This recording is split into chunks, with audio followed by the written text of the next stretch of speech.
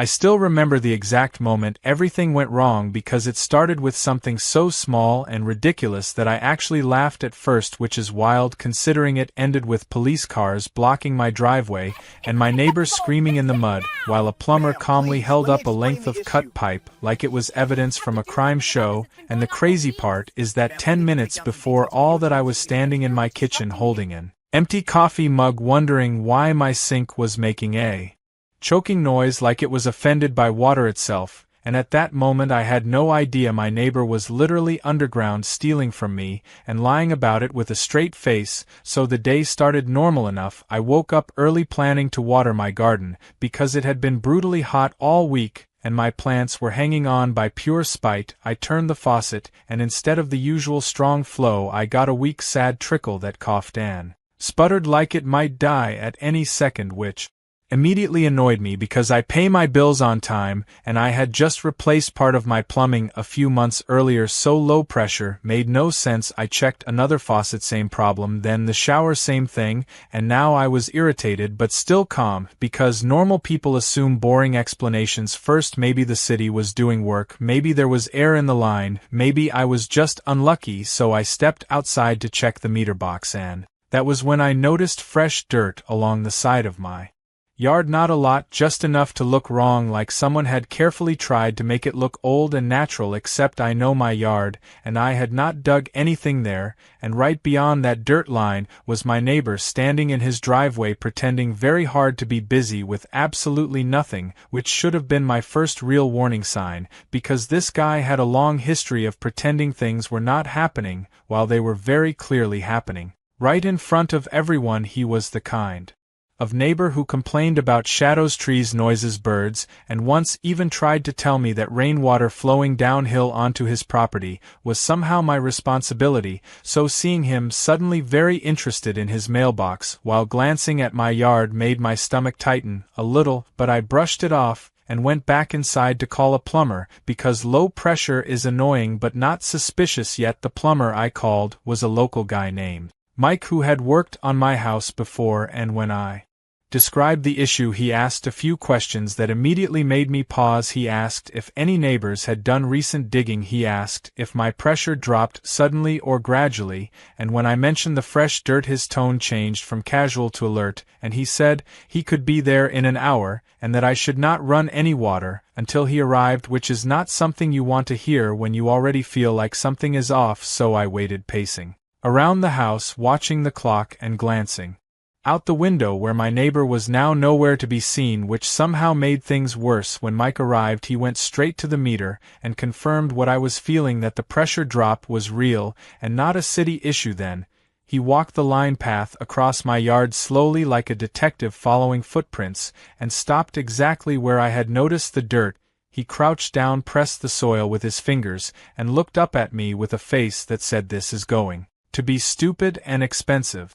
and asked me very calmly if I had given anyone permission to access my water line, which of course I had not, and that was the moment my annoyance officially turned into anger, because water lines are not decorations, they are buried for a reason, and touching them without permission is not a misunderstanding, it is a choice. Mike explained that my water line ran from the street across my property before branching toward my house, and that if someone tapped into it before the split it would affect my pressure exactly like this. And while he was explaining this, my neighbor suddenly appeared again, walking over with a forced smile and a voice dripping with fake concern, asking if everything was okay because he noticed the plumber truck, and this man had the nerve to look surprised when Mike asked him directly if he had done any digging near the line, and he immediately went defensive, saying he had no idea what we were talking about and that he would never touch someone else's property, and that maybe the plumber should check his own work, which was a bold move considering Mike had not even touched the ground yet. And at this point my heart was pounding, because the pieces were clicking together too fast, and the neighbor energy shifted from fake friendly to hostile in seconds.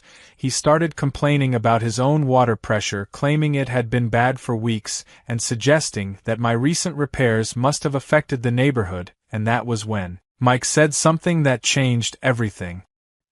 He said that, if the neighbor pressure had improved recently instead of worsened, that would explain a lot, and the neighbor froze just for a split second, but it was enough, and I saw it, and Mike saw it, and suddenly the air felt heavy because innocent people do not freeze like that over plumbing conversation. Mike then told both of us that the only way to confirm the issue was to expose the line and see if there was an illegal connection, and before I could even respond, the neighbor snapped that no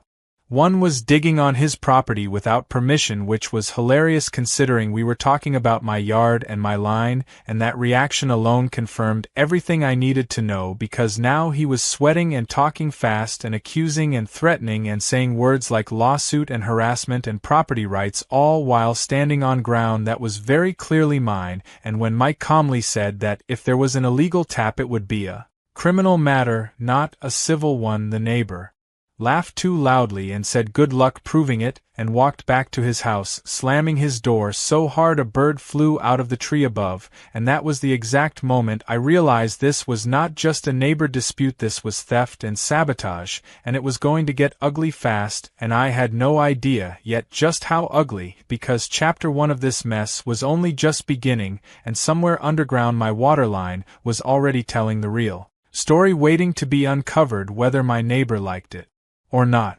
By the next morning the situation had already grown teeth, because when I woke up the water pressure was worse, not better, and that meant whatever had been done underground was not accidental and not finished either, which sent my stress level straight through the roof, since water is not a luxury, it is basic survival, and the idea that someone felt entitled enough to mess with it made my skin crawl. I went outside again, and this time the disturbed soil looked different, like it had been lightly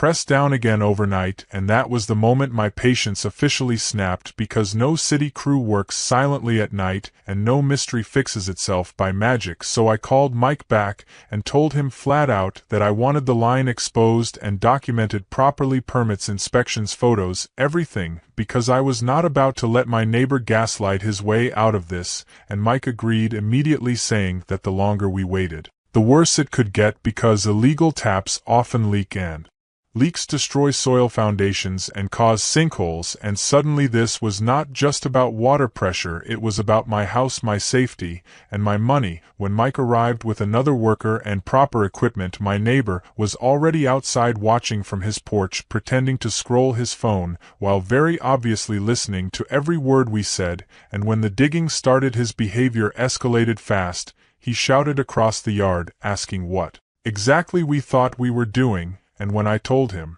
calmly that we were inspecting my private water line, he laughed and said that line ran under shared land, which was a lie. I had deeds, surveys, and markers to prove otherwise, and he knew it, but lies are easier when you say them loud enough. He then accused me of sabotaging his water on purpose, which was rich considering my faucets were barely functioning and his grass looked suspiciously green for someone supposedly suffering from low pressure. Mike stayed professional, marking the dig zone and explaining everything out loud as he worked, because plumbers know when they are about to become witnesses. And sure enough, it did not take long before the shovel hit something solid that should not have been there, and when the dirt was cleared away we all saw it, a secondary pipe clamped directly into my main line, running off toward my neighbor's yard. Clean new fittings, recent work, and definitely not legal. And the moment my neighbor saw it, his entire demeanor changed from smug to furious. He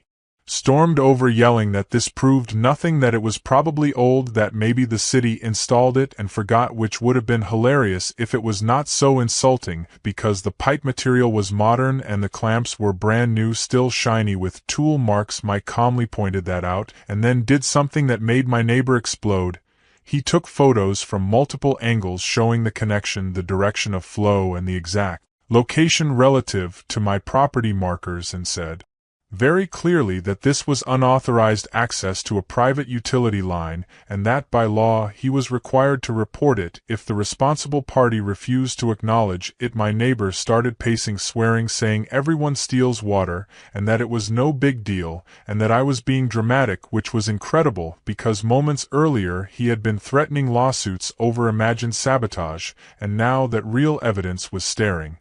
him in the face, he suddenly wanted it to be no big deal. He then tried a new tactic saying he had kids and bills and that water was expensive, and that I should be neighborly and let it go like he had not just secretly tapped into my line, instead of asking like a normal human being, and when I said no he lost it completely, shouting that he would dig up the line himself and fix it, which made Mike step between us and tell him firmly to back away, because tampering further would only make things worse, and that was when the neighbor said the sentence that sealed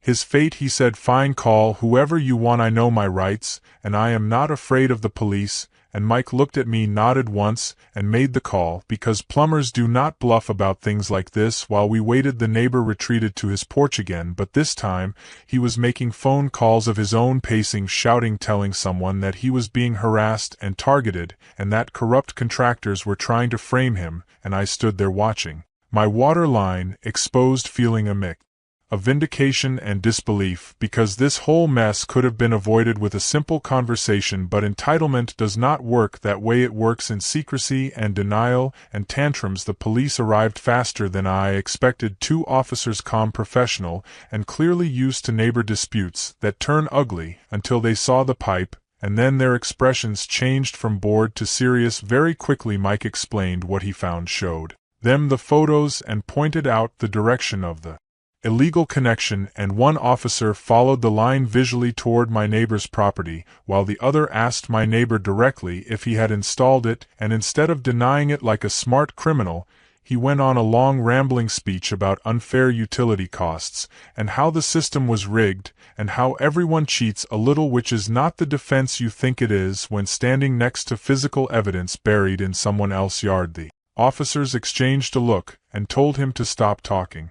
which he did not do, and then they informed him that unauthorized tapping of a private water line constituted theft of services and property damage, and that the situation would now be handled formally, including documentation, fines, and potential charges. And when they told him he would need to shut off and remove the illegal connection immediately under supervision, he finally went quiet, pale, and shaking, and for the first time since this started he looked scared, not angry, not smug, but scared, because reality had finally caught up to him. And as Mike capped my line properly and restored my pressure, I turned on the hose and watched clear, strong water surge out like a victory lap, knowing that this was only chapter 2, and that the consequences were just beginning to flow. The fallout did not end when the police left, because that was when the neighbor shifted from denial to revenge mode, and decided that if he was going down he was going to make as much noise as possible on the way. And within 24 hours I started getting notices taped to my door about alleged code violations, ranging from improper hose storage to imaginary runoff issues that somehow only existed on paper, and it was painfully obvious where they were coming from, because the complaints were written in the same dramatic tone he used when yelling across the fence, complete with exaggerated language and wild accusations. And while it would have been funny under different circumstances, it was exhausting, because suddenly my peaceful routine had been replaced with inspectors knocking on my door, and me having to explain over and over that no, I was not flooding his yard, and no, my water pressure issue was not part of a secret scheme to bankrupt him. The city inspector who showed up first was professional and clearly unimpressed by the complaint list, and when I showed him the police report number and the documentation Mike had provided, his expression softened, and he actually apologized for the inconvenience, and said quietly that once someone is flagged for utility theft, they often try to retaliate through the complaint system, because they think it gives them leverage. And hearing that made something click in my head, because this was not just about water anymore, this was about control. My neighbor could not stand the fact that he had been exposed and corrected, and so he was lashing out in every way he could think of, legal or not. That afternoon I noticed him standing at the edge of his property filming my house with his phone, narrating loudly about how he was gathering evidence, which would have been intimidating if it was not so ridiculous, because the only thing he was capturing was me standing there holding a stack of paperwork, looking tired and annoyed, but still he kept at it, pacing, pointing, whisper, yelling like he was auditioning for a courtroom drama, and that night he escalated again by shutting off his main valve, and then calling the city to report a neighborhood-wide outage claiming my illegal plumbing had damaged the system, which resulted in a utility crew showing up at 10 at night knocking on my door, while my neighbor watched from his porch with a smug smile that vanished the moment the crew supervisor recognized the address and said, "Oh, this is the water theft case," and immediately redirected all questions toward him instead of me because records matter and his name was already flagged in the system, and watching that shift happen in real time was oddly satisfying because he tried to backtrack, stutter, joke, anything to regain control, but the professionals were not interested in theatrics, they were interested in facts, and facts were not on his side. The supervisor explained calmly that any further false reports could result in penalties and that his account was now under review pending resolution of the theft investigation, and that was when he snapped again, accusing everyone of being against him, claiming conspiracies and favoritism, while the rest of us just stood there tired and ready for this to be over. The next few days brought more developments, including a formal notice stating that he was responsible for the cost of repairing my line, the inspection fees, and a fine for unauthorized connection, and when he received it he marched over to my yard waving the paper, shouting that I had ruined his life and demanding that I pay half because neighbors help neighbors, and the irony of that statement almost knocked the wind out of me because helping neighbors does not include secretly digging into their utilities and stealing resources, and when I told him to leave my property he refused until I reminded him that there were now multiple reports documenting his behavior and that he was already on thin ice, and that finally made him retreat, muttering threats under his breath that I documented immediately because by this point I was not taking chances, and that turned out to be a smart move because 2 days later someone cut my garden hose clean through, and while I could not prove it was him, the timing was suspicious, and the officer who took my report raised an eyebrow when I mentioned the ongoing dispute and added it to the file because patterns matter and retaliation has a way of stacking up against the person doing it. Meanwhile, Mike returned to finish the permanent repairs and walked me through everything, explaining how the illegal tap had reduced pressure, increased risk of contamination, and could have caused serious damage long term, and hearing that made me realize how close I had come to real disaster just because one entitled person decided rules did not apply to him when the repairs were complete and my system was fully restored. The difference was dramatic: strong pressure, steady flow, and peace of mind, and I stood there watching the water run, feeling both relieved and angry because none of this should have happened, and yet it did, simply because someone thought they were smarter than everyone else. But the real turning point came when a plain envelope arrived addressed to both of us, informing us of a mandatory mediation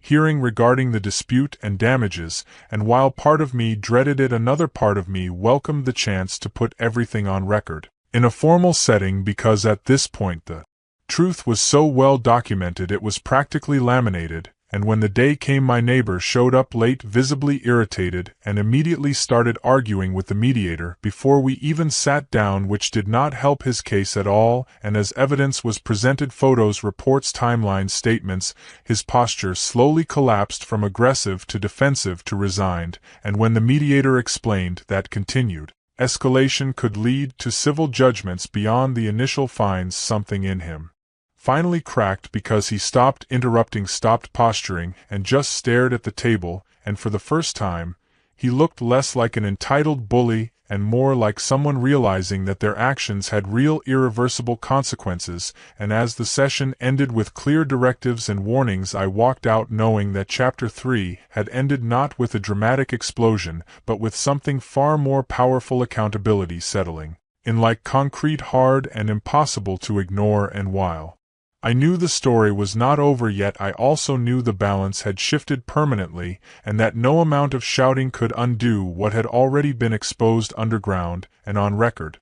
Shifted from loud chaos to quiet pressure, the kind that sits on your chest even when nothing is happening, because after mediation my neighbor went strangely silent. No yelling, no fake complaints, no dramatic performances, just closed blinds, slow movements, and a feeling like something was brewing under the surface, and that silence worried me more than his tantrums ever had, because people like him do not suddenly accept consequences, they regroup, and sure enough it started with a certified letter, delivered one afternoon, stating that he intended to sue me for damages, emotional distress, harassment, and loss of water access, which would have been laughable if it had not been real paper with a real stamp and his real signature. And for a moment I felt that familiar doubt creep in, the exhausting thought of, do I really want to deal with this longer? But then I remembered the pipe in the ground, the photos, the police report, the inspector notes, and the mediation summary, and that doubt evaporated. Because facts are stubborn things and they do not disappear just because someone is angry. I contacted a local attorney recommended by Mike, who specialized in property and utility disputes, and when I laid out the entire timeline, she actually shook her head and smiled in disbelief, because according to her, cases this clean almost never come along, and she explained that not only did his claim have no standing, but that his actions opened him up to counterclaims if he continued to harass me. And hearing that felt like a weight lifting off my shoulders, because up until then I had been reacting, constantly responding, documenting, defending, and now, for the first time, I felt like I could stand still and let the process work. The next escalation came faster than expected when a city engineer contacted me requesting access to my property for a follow-up inspection tied to the water theft case, and when he arrived with his equipment and maps, my neighbor came storming out again, demanding to know why more people were involved and accusing me of dragging things out unnecessarily, and the engineer calmly informed him that due to the illegal tap, there was concern about potential backflow contamination affecting nearby lines, which meant the city had to verify system integrity, and that sentence wiped the color from his face, because contamination is not just a fine issue, it is a serious public health violation. And suddenly, his earlier attempts to minimize everything as no big deal came crashing down, because now the consequences were expanding beyond just us. The engineer tested, pressure-checked valves, reviewed installation dates, and confirmed that my line was clean, but noted that the illegal connection had bypassed safeguards entirely, and that documentation was added to the case file. And while the engineer packed up, he told my neighbor directly that if contamination had occurred, the penalties would have been far more severe, and that he was lucky, which is not a word entitled people like to hear when they are used to thinking luck is something they deserve, not something they narrowly escape. After that visit, the tone of the entire situation changed, because neighbors started noticing the official vehicles, the inspections, the quiet arguments, and word spread quickly in a way that small communities excel at, and suddenly the narrative was no longer his version whispered over fences. It was a shared understanding that he had been caught stealing water and lying about it, and that kind of social consequence hits harder than fines ever could. People stopped engaging with him, casual greetings disappeared, invitations dried up, and he seemed to shrink inside his property, moving quickly, avoiding eye contact. And while I did not take pleasure in his isolation, I did feel relief, because the pressure was no longer aimed entirely at me. But he was not done yet, because one evening, just as I was settling in, I noticed my outdoor lights flicker and then shut off completely, and when I checked the breaker, it had been flipped, and while breakers can trip, this one had been manually switched, and that realization sent a cold wave through me, because now utilities were being touched again, and this time it was electrical. I reported it immediately, and while there was no direct proof, the officer noted the ongoing dispute and advised me to install cameras, which I did the very next day, covering my yard, the meter boxes, and the line path, not because I wanted to escalate, but because I wanted peace, and documentation is how peace is protected. The cameras went up quietly, and within 48 hours they paid for themselves, because one night around 2 in the morning my neighbor was caught on video creeping along the property line, holding a flashlight, scanning the ground near where the water line had been exposed earlier. He did not cross fully onto my yard, but he got close enough to make his intent clear, and the footage was clear: his face, his clothes, his movements. And when I turned that video over to my attorney and the police, it added a new layer to the case: attempted interference and intimidation. And that was the moment the balance tipped completely, because now there was digital evidence to match the physical, and professional documentation and patterns started forming that were impossible to ignore. The next official response came in the form of a notice ordering him to cease any contact with my utilities or property, and warning that further incidents could result in charges, and when that notice arrived his reaction was not explosive, it was defeated. He stood in his driveway staring at the paper for a long time, then folded it carefully and went inside, and for days nothing happened, no movement, no noise, no calls, and while that quiet should have been comforting, it felt eerie, like the calm after a storm where you are not sure if it is truly over or just paused. But then something unexpected happened. The city resolved the case, formally issuing final fines, repair cost reimbursement, and a written determination that the illegal tap had been intentional and unauthorized, and that determination mattered because it closed the loop officially. And when my attorney received confirmation, she told me that his lawsuit threat would go nowhere, and that any attempt to proceed would likely backfire financially for him. And hearing that allowed me to finally breathe deeply for the first time in weeks, because Chapter 4 did not end with shouting or police lights, but with something far more powerful: a system doing exactly what it was supposed to do when someone thinks rules do not apply to them.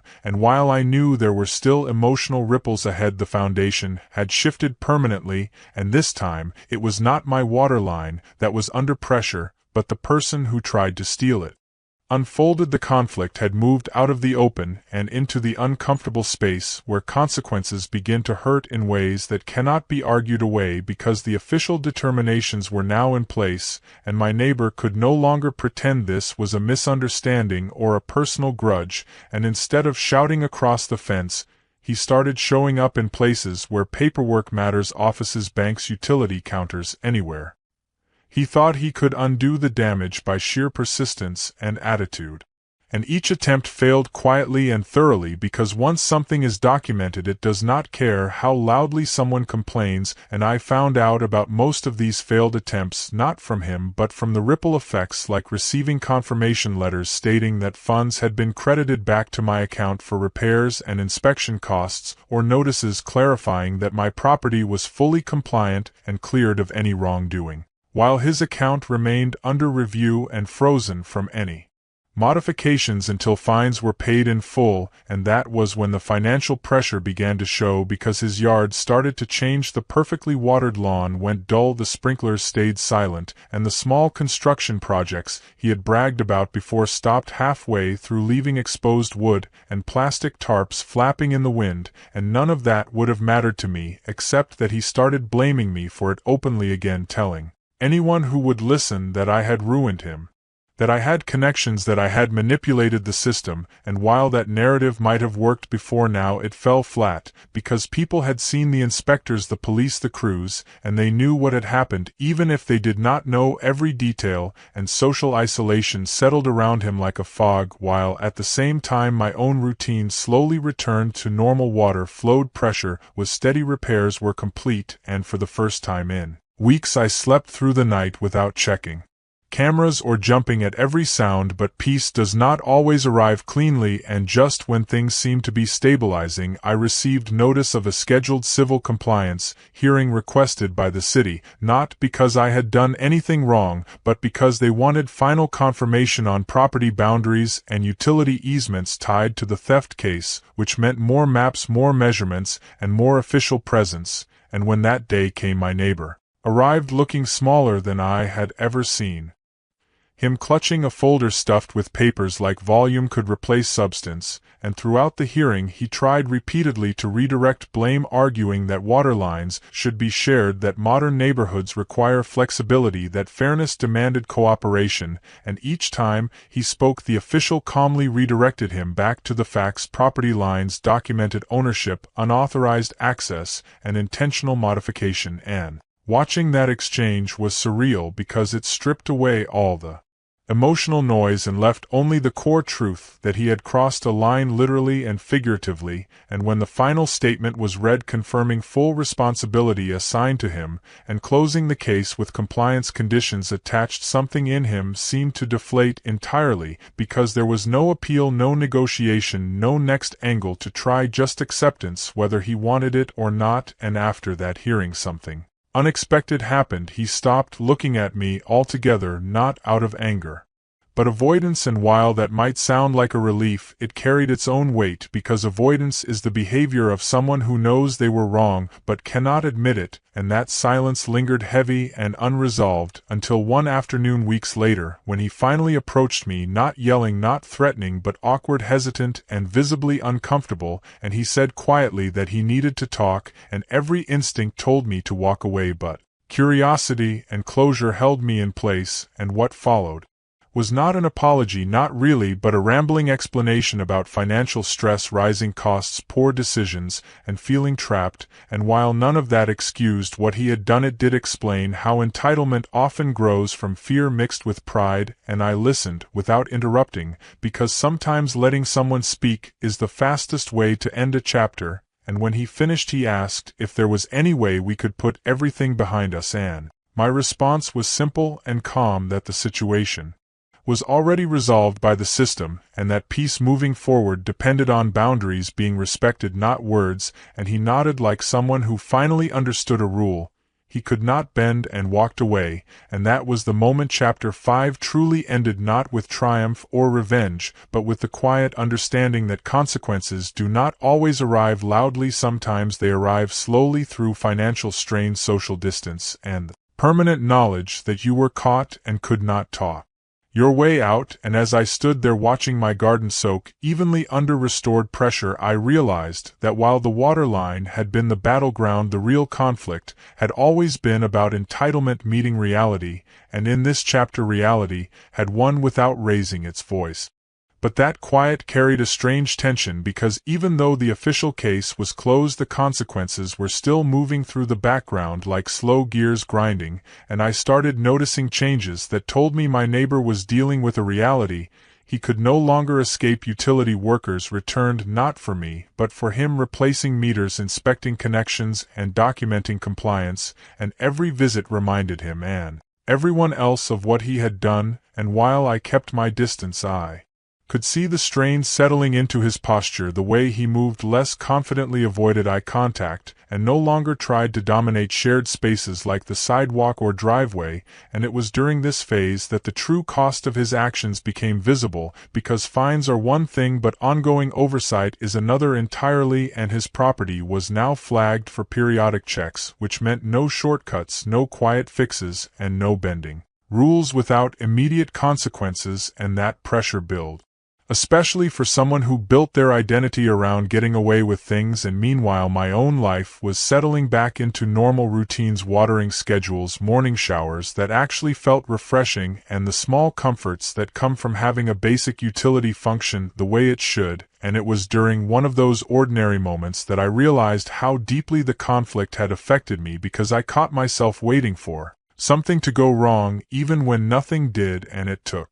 effort to remind myself that I was not responsible for managing his behavior anymore. The system was, and that realization was freeing but also unsettling, because it meant letting go of the adrenaline that had fueled me through weeks of conflict and documentation and late-night camera checks, and as that adrenaline faded, something else surfaced, a mix of exhaustion and clarity, because I could finally see the situation from a distance, and what I saw was not a villain and a hero, but a cautionary tale of entitlement colliding with accountability. And while that does not excuse what he did, it explained why it unraveled the way it did. Entitlement does not adapt, it escalates until it breaks, and in his case it broke publicly and thoroughly. That realization became even clearer when a mutual acquaintance mentioned casually that my neighbor was struggling to refinance his home because the unresolved fines and flagged utility violations had complicated his paperwork. And while I did not feel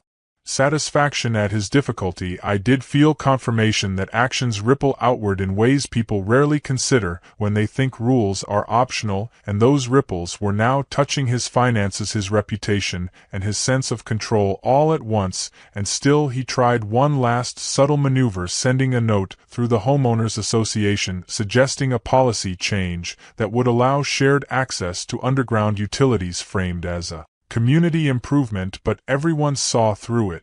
Immediately, because context matters, and the proposal was quietly shelved without discussion, which might have hurt more than a public rejection, because it showed that his influence had evaporated entirely. And around that time the plumber Mike stopped by unexpectedly, not for work, but to check in, and he laughed, saying he had never seen a case escalate the way ours had, because most people back down once evidence surfaces, but some people double down until the ground collapses under them. And he said something that stuck with me, that water lines are invisible until they are not, and entitlement works the same way. It hides underground until pressure exposes it. And that metaphor summed up the entire experience perfectly, because nothing about my neighbor had changed overnight. It had always been there, buried under politeness and complaints and assumptions of privilege, and it only surfaced when he decided to take something that was not his. And that understanding brought a strange sense of closure, because it reframed the conflict as inevitable, not personal. And as the weeks passed, his presence became quieter still. No more prowling, no more muttering, just a man living inside the limits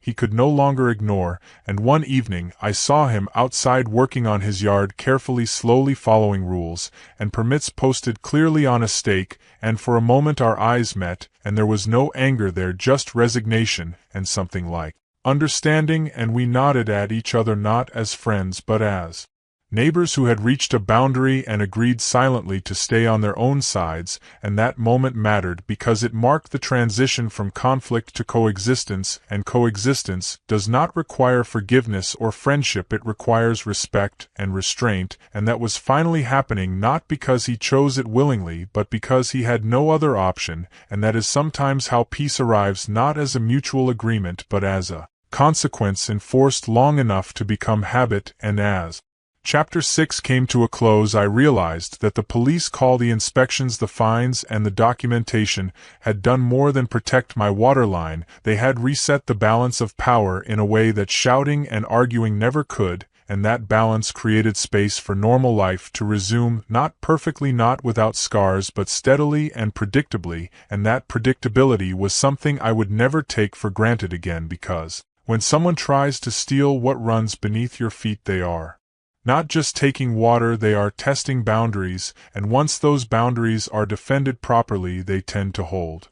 confrontation and into reflection. But reflection did not mean calm, because when things finally slow down, the mind has space to replay everything. And I found myself revisiting moments I had pushed aside while dealing with the crisis: the initial disbelief, the anger, the fear of being blamed, and the exhaustion of constantly proving something that should never have needed proof. And it was during this quieter phase that I realized how deeply the situation had altered my sense of safety, because even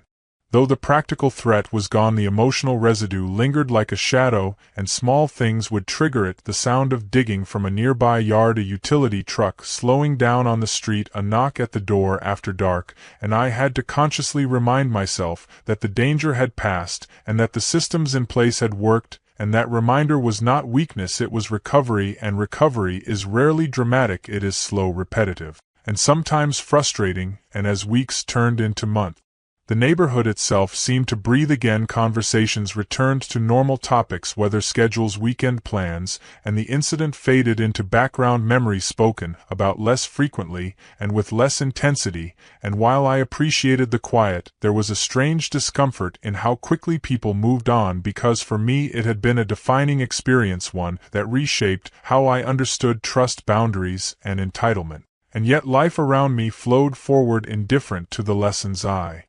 had learned, and that disconnect forced me to process it internally rather than through shared outrage or validation. And during this time my neighbor remained distant, compliant, and subdued, no longer trying to assert dominance or control, just existing within the limits imposed on him. And that transformation was striking, because it revealed how much of his previous behavior had been fueled by unchecked confidence rather than strength. And without that confidence he seemed smaller, less certain, and less capable of confrontation, and one afternoon I noticed him struggling to repair a fence section, and for a brief moment instinct told me to offer help, but I stopped myself not out of spite but out of clarity, because part of maintaining boundaries is knowing when not to engage, and that realization felt like growth not just for this situation, but for how I would approach conflict in the future, because not every wrong requires direct involvement. Sometimes the most powerful response is distance,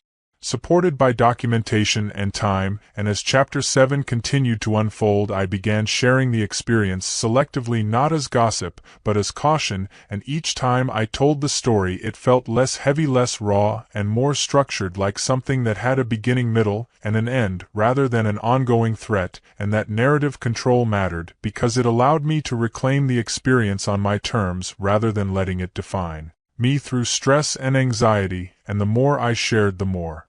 I noticed a pattern. People were surprised not just by the theft but by how far it went before consequences arrived, and that surprise highlighted a broader truth about entitlement. It thrives in gaps where people assume decency and hesitate to escalate, and it made me realize that many similar situations likely go unresolved because the cost of confrontation feels higher than the cost of endurance until suddenly it is not. That insight stayed with me as I returned to my normal routines because it changed how I evaluated small red flags in everyday interactions, not with paranoia but with awareness and preparedness. And near the end of this chapter, something unexpected happened that brought a strange sense of closure. My neighbor moved out quietly, no announcement, no dramatic goodbye, just a for sale sign one week and an empty driveway the next, and while part of me wondered if the events had pushed him toward that decision, another part understood that sometimes leaving is easier than living with the weight of what you have done. And watching the moving truck pull away, I felt a complex mix of relief, sadness, and finality, not because I wished him harm, but because his departure marked the true end of the conflict in a way that paperwork never could. And as new owners arrived, unaware of the history beneath the ground and the tension that once defined the space, I found myself hopeful that the lesson would persist even if the players changed, because the systems remained. The boundaries were reinforced, and the memory of what happened stayed with me as a quiet reminder of what vigilance looks like. And as Chapter 7 drew to a close, I recognized that this phase was about integration, taking what happened and folding it into a stronger, clearer version of myself, not hardened, but informed, not suspicious, but prepared. And that preparation was not something I would ever regret, because it came at the cost of stress but delivered the gift of confidence, and that confidence was not loud or aggressive. It was steady, grounded, and rooted as deeply as the waterline that had started it all, now protected, visible, and respected exactly where it belonged. It felt less like an ending and more like a settling, as if the ground itself had finally compacted after weeks of disturbance, and everything above it was adjusting to a new normal, and that normal carried a quiet confidence that I had not known before, because the absence of conflict revealed how much energy it had consumed, and how different life felt without constantly bracing for the next escalation. And as days passed without incident, I found myself enjoying simple routines again, washing dishes without listening for pressure changes, watering plants without checking meters, taking showers that were just showers instead of reminders of vulnerability. And in those ordinary moments, the full weight of what had happened finally crystallized, because it was never really about water alone. It was about the assumption that someone else's resources, boundaries, and patience were available to be taken without consequence. And when that assumption was challenged, everything unraveled, and the unraveling was loud, messy, and uncomfortable, but ultimately necessary. And as I reflected on the entire arc, from the first sputtering faucet to police lights and inspections to silence and departure, I understood that the most powerful force in the story was not confrontation but consistency, the steady documentation, the calm refusal to be gaslit, the willingness to escalate through proper channels rather than personal retaliation. And that consistency had carried me through moments of doubt, anger, and exhaustion. and delivered something far more valuable than victory. It delivered peace that did not depend on intimidation or dominance but on clarity and enforcement, and that lesson stayed with me as the neighborhood slowly reset with new faces and fresh conversations, and while the physical traces of the conflict were gone, the memory remained not as bitterness but as a reference point, a reminder that entitlement often hides behind confidence, and that systems exist not to punish but to protect when used properly. And I found myself more willing to trust those systems, more willing to speak up early, and more willing to set boundaries clearly, because silence only serves those who benefit from it. And as I stood one evening watching the sun dip low across a yard that felt fully mine again, I thought about how easily this could have gone differently if I had ignored the signs or chosen to endure rather than act, and that realization brought a sense of gratitude, not just for the outcome but for the growth that came with it, because the experience had sharpened my awareness without dulling my empathy, and that balance felt important as I moved forward. And occasionally someone would ask about the story, having heard pieces of it through quiet channels, and I would tell it simply without drama, because the facts spoke for themselves, and the ending was always the same. The plumber called the police, the evidence held, and the line was protected, and people would nod, recognizing the deeper truth beneath the surface, that rules matter, boundaries matter, and entitlement collapses under scrutiny. And as the final chapter closed, I realized that the story did not end with my neighbor leaving or fines being paid. It ended with a shift in how I inhabited my own space, with confidence rather than caution, with awareness rather than anxiety, and with the knowledge that what runs beneath us, whether water lines or principles, must be guarded not aggressively but firmly, and when they are defended properly, they sustain everything above them quietly, reliably, and without drama. And that was the most satisfying resolution of all, because it meant the conflict had done its work, taught its lesson, and receded, leaving behind a stronger foundation than the one it had tried to exploit.